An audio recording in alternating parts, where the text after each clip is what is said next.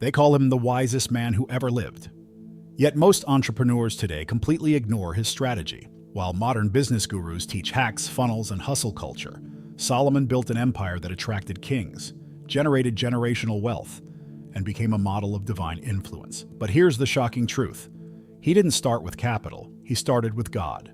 And the laws he followed? They still work today, especially for those who dare to lead a Christian business that honors the kingdom. The world says scale fast, spend loud, chase success. Solomon says, wait, listen, obey. That alone flips everything we're taught about money and leadership. Because what if your godly business doesn't need more marketing, but more wisdom? What if the reason you're stuck isn't a lack of strategy, but a lack of spiritual alignment? Most entrepreneurs are building for profit. Solomon built for legacy, and that's why his riches lasted. So if you're tired of empty growth, drained by constant comparison, and ready to build something with eternal value, this message is your roadmap. But warning, once you understand these ancient principles, you can't unsee them. And you'll realize you were never called to build like the world builds. Wisdom as the greatest startup capital. Most entrepreneurs today chase capital, connections, or viral marketing. But Solomon began differently. He asked for wisdom. And that decision didn't just change his business. It shaped the entire economy of Israel. What many overlook is that wisdom isn't just good advice. It's divine strategy. In the world of Christian business, wisdom is your most undervalued asset. While others are looking for investors, the godly entrepreneur is looking for insight straight from heaven. Solomon's request in 1 Kings 3:9 wasn't for gold, armies, or influence. He said, "Give your servant a discerning heart." That phrase, discerning heart, is the foundation of every godly business. It means understanding people, reading moments, and making decisions that align with both purpose and profit. Imagine starting every business plan not with a spreadsheet, but with a question. Lord, what would you have me do? That's how kingdom wealth begins. Let's be practical. What does wisdom look like today? It looks like studying Proverbs as deeply as you study business books. It looks like reading The Richest Man Who Ever Lived by Stephen K. Scott right after the Lean Startup. It looks like journaling your prayers before every big launch. Wisdom isn't passive, it's active, and it builds. If you're stuck chasing trends, it's time to ask yourself if you've been skipping the one thing Solomon valued most. And here's the twist. When you chase wisdom, money chases you. That's why Solomon didn't just become rich. He became so rich that silver was considered worthless in his time. 2 Chronicles 9:20. The economy obeyed his insight. So now the real question is, what happens when you stop building your business by sight and start building it by wisdom? Multiplication before flaunting. The principle of patience. Solomon wasn't flashy. He was strategic. In fact, he didn't start his reign by building palaces or throwing grand feasts. His first major project? Building the temple of the Lord. That alone tells us something powerful. In a Christian business, multiplication comes before celebration. Many entrepreneurs today want to show success before they've actually built anything solid. Solomon's wisdom teaches the opposite. Grow roots before showing fruit. In Ecclesiastes 11:1, Solomon writes, "Cast your bread upon the waters, for after many days you will find it again." This verse is more than poetic. It's prophetic. It shows how the godly business model works. You invest, you wait, you reap. But the modern world hates waiting. That's why so many jump from idea to idea, trying to go viral instead of going deep. True wealth doesn't come to those who chase applause, but to those who steward faithfully, even in silence. Patience in business looks like reinvesting profits instead of buying a new car. It looks like refining your service while no one's watching. Think of Chick-fil-A. They quietly outpace competitors without hype, just through consistency and values. That's the Solomon approach. Delay the spotlight, build systems, multiply resources, and trust that God's timing never fails. Remember, growth that lasts doesn't happen in a rush. And when that multiplication finally becomes visible, it won't just look impressive, it'll be unshakable. Because it wasn't built on ego, it was built on eternity. So if you've been tempted to look successful before actually being sustainable, maybe it's time to switch gears. Because the next law Solomon followed has everything to do with who you empower to help you grow. Delegation is multiplication, Solomon's leadership model. Solomon's genius wasn't just in what he knew, but in who he trusted. From the beginning of his reign, he surrounded himself with capable leaders, administrators, and craftsmen. He understood a timeless kingdom principle. You don't multiply by doing everything yourself. You multiply by empowering others. In Christian business, delegation isn't laziness, it's stewardship. You can't run a godly business with a control freak mindset. 1 Kings 5 and 6 reveal how Solomon partnered with King Hiram of Tyre and mobilized thousands of workers to build the temple. Each person had a specific role, and none were random. It was a divine orchestration. The lesson? God blesses structures. He blesses order. If you're overwhelmed trying to do marketing, sales, operations, and content alone, maybe it's not a time issue, it's a trust issue. You're asking for growth, but are you ready to let others carry it with you? Practical example? Start by listing everything you're doing weekly, then highlight what only you can do. Everything else? Begin training someone. Hire a virtual assistant. Outsource your editing. Bring in an advisor for financial clarity. Delegation doesn't weaken your business. It frees you to lead at a higher level. Think about Moses in Exodus 18. He nearly burned out until Jethro taught him to delegate. Solomon lived that principle from day one. So here's the question that lingers. Are you multiplying your impact or just multiplying your workload? The kingdom needs leaders who raise up more leaders, not lone wolves drowning in performance. Because the next law Solomon practiced will challenge how you handle risk and how you protect what God is building through your hands. Protect before you expand. How Solomon secured the kingdom. Before Solomon expanded trade routes or built international alliances, he fortified the walls, trained his armies, and secured the nation's spiritual foundation. He knew something every Christian business owner should internalize. You don't expand what you haven't protected. Growth without protection is a setup for collapse. And in godly business, protection isn't just physical. It's spiritual, strategic, and financial. Proverbs 21:31 says, "The horse is prepared for the day of battle, but the victory belongs to the Lord." Solomon wasn't naive. He trusted God, but he also prepared. Too many entrepreneurs rush into partnerships, new products, or massive scaling without legal safeguards, emergency funds, or accountability structures. Solomon reminds us, protecting your vision is part of obedience. It honors the resources heaven entrusted to you. What does that look like today? It means registering your business properly, getting contracts in writing, having savings to cover at least 3 months of expenses. It means setting boundaries with toxic clients and praying over your finances before any major deal. It might also mean installing a filter on your mind, so you don't absorb the anxiety of the marketplace but walk in peace. Yes, protection includes your peace. The more you build for God, the more spiritual warfare you may face. That's why Solomon's first act was to build the temple. It was protection through presence. And now that your foundation is secure, what comes next is multiplication on a global scale.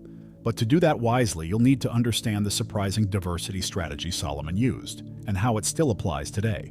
God-inspired diversification, the 7 trade ships. Solomon didn't just build within, he expanded outward, tapping into global markets with a boldness that was rare for his time. 1 Kings 10:22 mentions a fleet of ships sailing every 3 years, bringing in gold, silver, ivory, apes, and peacocks. That's not just historical trivia. It's a divine business principle. Diversify with vision. Most Christian business owners stick to what's familiar, but Solomon teaches us to think bigger, broader, bolder. Diversification doesn't mean random decisions. Solomon didn't invest in everything. He invested in what brought value to the kingdom. For us today, that could mean creating multiple revenue streams, one-on-one consulting, online courses, real estate, affiliate partnerships, or even publishing books. It could mean investing not just in dollars, but in influence and kingdom impact. Diversifying isn't just about safety. It's about stewardship. Think about it. What if your business doesn't just need more customers, but different kinds of customers? What if your money isn't stuck because of lack, but because of lack of movement? Solomon teaches us to let our business breathe in multiple directions. If one stream dries up, the others still flow. That's not just smart, it's sacred. It means your mission doesn't sink when one boat hits a storm. And here's where it gets deep. Those ships brought resources for worship. The gold and exotic goods weren't just for luxury, they helped fund the temple. So the real question is, how many ships are you sending out? And are they bringing back treasures or just distractions? Because the way you define wealth directly impacts what you do with it next. Wealth is a tool, not the goal, the true purpose of money. Solomon was surrounded by wealth: gold, silver, spices, livestock, land. But if you read closely, you'll notice something radical. He never worshipped it. He used it. In a godly business, money is not your master, it's your servant. It's not the finish line, it's the fuel. Most entrepreneurs flip that equation, chasing dollars like it's their identity. But Solomon's wisdom reminds us, wealth is meant to serve a higher purpose. Ecclesiastes 5:10 says, "Whoever loves money never has enough." That's not just a poetic warning, it's a business principle. If money is your end goal, you'll never feel peace, no matter how much you make. Solomon had it all and still said, meaningless, meaningless. Why? Because money without mission is empty. Christian business must be rooted in calling, not just capital. You're not building for status. You're building for service. So what should that look like in practice? Maybe it's setting a monthly giving goal, not just a revenue goal. Maybe it's using your platform to highlight ministries or funding scholarships for Christian entrepreneurs. It might be choosing to invest in companies that reflect your values, not just your profit margins. The goal isn't to hoard wealth, but to circulate it where heaven wants it to flow. That shift changes everything. Suddenly, you're not just launching products, you're releasing provision. You're not just paying bills, you're funding kingdom impact. When money becomes a tool in God's hands through your business, it loses its grip on your soul. And once you stop idolizing wealth, something more powerful begins to grow. Influence. Reputation is currency. Influence that attracts opportunity. Solomon never had to beg for attention. His name did the work for him. In 1 Kings 10, the Queen of Sheba traveled miles just to witness his wisdom and wealth firsthand. That kind of influence wasn't bought, it was built. In Christian business, your reputation is one of your greatest forms of capital. It opens doors that money can't. It draws opportunities you never even pitched. And in a godly business, your integrity is your brand. We live in a world obsessed with followers and flashy branding. But Solomon teaches us something deeper.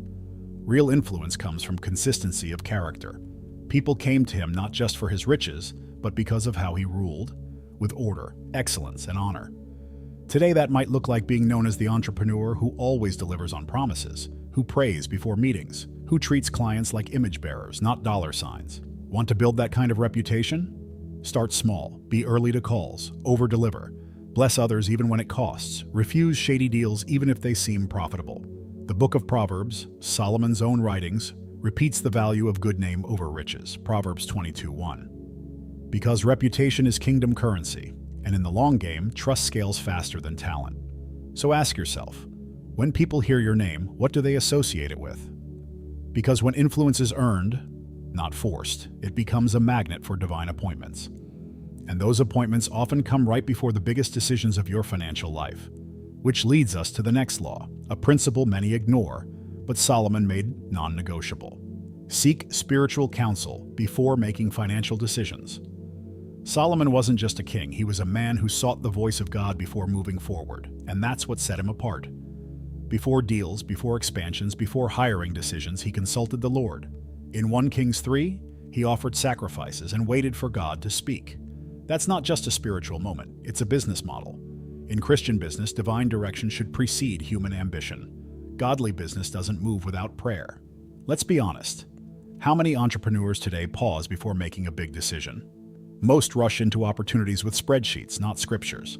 But Solomon teaches us, financial discernment flows from spiritual alignment. If you want favor in your business, start by seeking God's voice first, not last. That one decision can save you from years of unnecessary losses. Prayer isn't just a ritual, it's strategic preparation. Want to apply this? Create a board of wisdom, a mix of mature believers, business mentors, and spirit-filled leaders you consult before major decisions. Pray with your spouse or accountability partner before signing any new contract. Fast before launching something big. Solomon listened to prophets and priests, not just economists, and that gave him supernatural foresight others couldn't access. It's not mystical, it's intentional. When you invite the Holy Spirit into your spreadsheets, your vision gets sharper, your timing gets wiser, your investments get protected, and that voice you learn to follow in private, it becomes your competitive edge in public. Because the next step in Solomon's strategy reveals the root of all lasting prosperity. Obedience. Obedience brings prosperity. The secret behind lasting blessing. Solomon didn't stumble into wealth. He walked in obedience. His prosperity wasn't luck or hustle. It was the overflow of alignment with God's voice. In 1 Kings 3:14, God tells him clearly, "If you walk in obedience to me, I will give you a long life." Prosperity in a Christian business isn't just about strategy. It's about surrender. Obedience is the currency heaven responds to. In a godly business, obedience precedes abundance. Here's where most entrepreneurs get it twisted. They want kingdom rewards without kingdom responsibility. But Solomon's life proves that the blessings of God are conditional, rooted in listening and obeying. This isn't legalism, it's alignment. Every time Solomon obeyed divine instruction, favor increased. When he drifted, consequences followed. That's not punishment, it's principle. Because obedience isn't just right, it's wise. Let's get practical. Obedience might mean turning down a deal that compromises your values. It might mean paying your taxes with integrity even when no one's watching. It might mean resting one day a week because God said so, even if the grind says otherwise. Obedience is rarely convenient, but it's always fruitful. And in business, it creates something no marketing campaign can replicate: supernatural favor. And here's the paradox. Obedience doesn't restrict your success, it releases it. When you walk in step with God, doors open, deals align, and peace guards your decisions. But the fruit of obedience isn't just personal, it's generational. Which brings us to the final law Solomon lived by, and one most modern entrepreneurs forget entirely. Legacy over profit, the generational impact of a godly business. Solomon didn't just think about his reign, he prepared for the next generation. He wasn't obsessed with quarterly earnings. He was focused on eternal impact. Proverbs 13:22 says, "A good man leaves an inheritance to his children's children." That wasn't just advice, it was his lifestyle.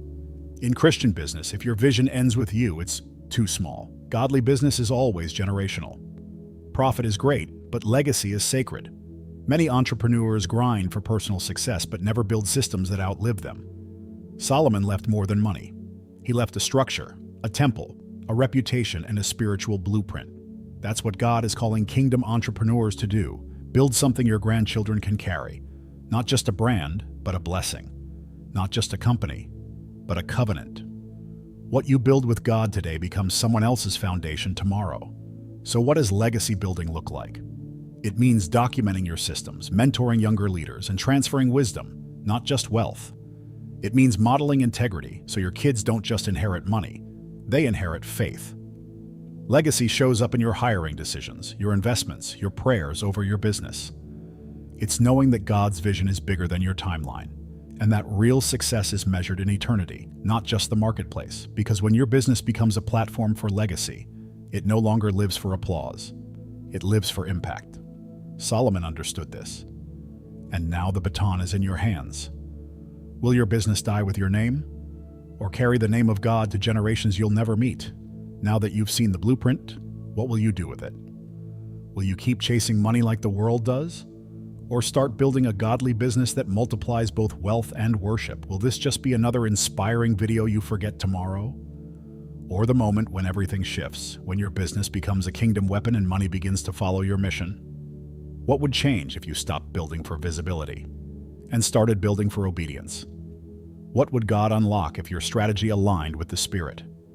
Would your business become a ministry, a testimony, a legacy? Or are you still waiting for a sign when God already gave you the plan? Write in the comments, "God is the CEO of my business," and watch how this declaration begins to shift the direction of your finances, your mindset, and your future. If this message spoke to you, consider supporting our ministry through the link in the description. Subscribe, turn on notifications, and keep learning how to build wealth God's way. Because what's coming next might just rewrite your legacy.